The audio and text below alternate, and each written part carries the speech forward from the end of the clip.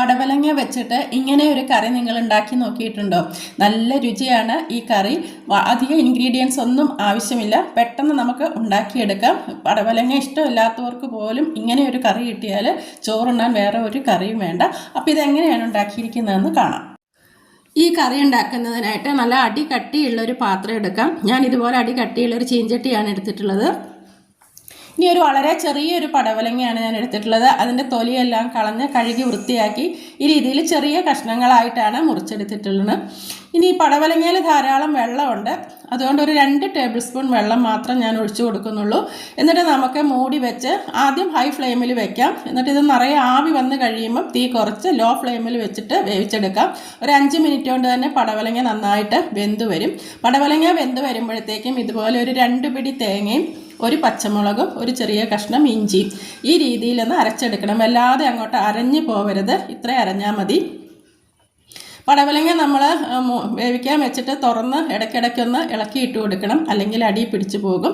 ഇപ്പോൾ പടവലങ്ങയൊക്കെ നന്നായി വെന്ത് വന്നിട്ടുണ്ട്, അതിലെ വെള്ളമെല്ലാം വറ്റി റെഡി ആയിട്ടുണ്ട്. അപ്പോൾ ഈ സമയം നമ്മൾ അരച്ച് വെച്ചിട്ടുള്ള തേങ്ങയുടെ കൂട്ട് ഇട്ട് കൊടുക്കാം. തേങ്ങ ഇട്ട ശേഷം വീണ്ടും നന്നായി ഇളക്കി യോജിപ്പിച്ച് ഒന്നുകൂടി ഒന്ന് മൂടി വെച്ച് ഒരു 2 മിനിറ്റ് കൂടി ഒന്ന് വേവിച്ചെടുക്കാം. നിറയെ ആവി വന്ന് കഴിയുമ്പോൾ നമുക്ക് ഫ്ലെയിം ഓഫാക്കാം. ആ അരപ്പും കൂടി ഒന്ന് വേവിച്ചെടുക്കാം. ഇപ്പോൾ റെഡി ആയിട്ടുണ്ട്. ഇതിൽ നിറയെ ആവിയൊക്കെ വന്നിട്ടുണ്ട്. ഈ സമയം നമുക്ക് ഫ്ലെയിം ഓഫാക്കിയിട്ട് ഇനി ഇതിലേക്ക് ചേർക്കുന്നത് തൈരാണ്.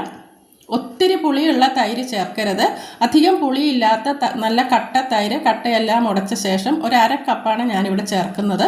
ആ തൈരും കൂടി ഒഴിച്ച ശേഷം നന്നായിട്ടൊന്ന് ഇളക്കി യോജിപ്പിച്ച് കൊടുക്കാം. ഈ സമയം ഈ കറിയിലേക്ക് ആവശ്യമുള്ള ഉപ്പും കൂടി ചേർത്ത് കൊടുക്കാം.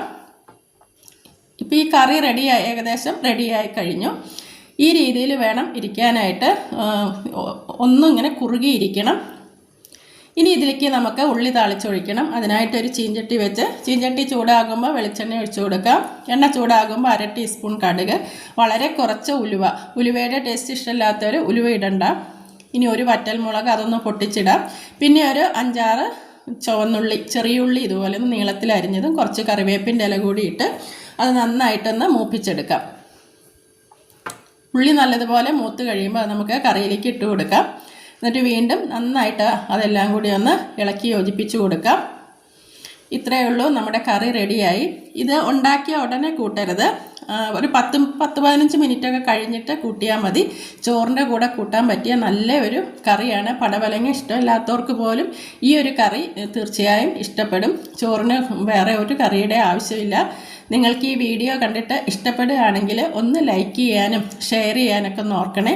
ഈ രീതിയിലൊന്ന് ഉണ്ടാക്കി നോക്കിയിട്ട് നിങ്ങളുടെ അഭിപ്രായങ്ങളൊക്കെ ഒന്ന് അറിയിക്കണം. അപ്പോൾ ഇനി മറ്റു വീഡിയോയുമായി ഞാൻ വീണ്ടും വരുന്നതാണ്. താങ്ക്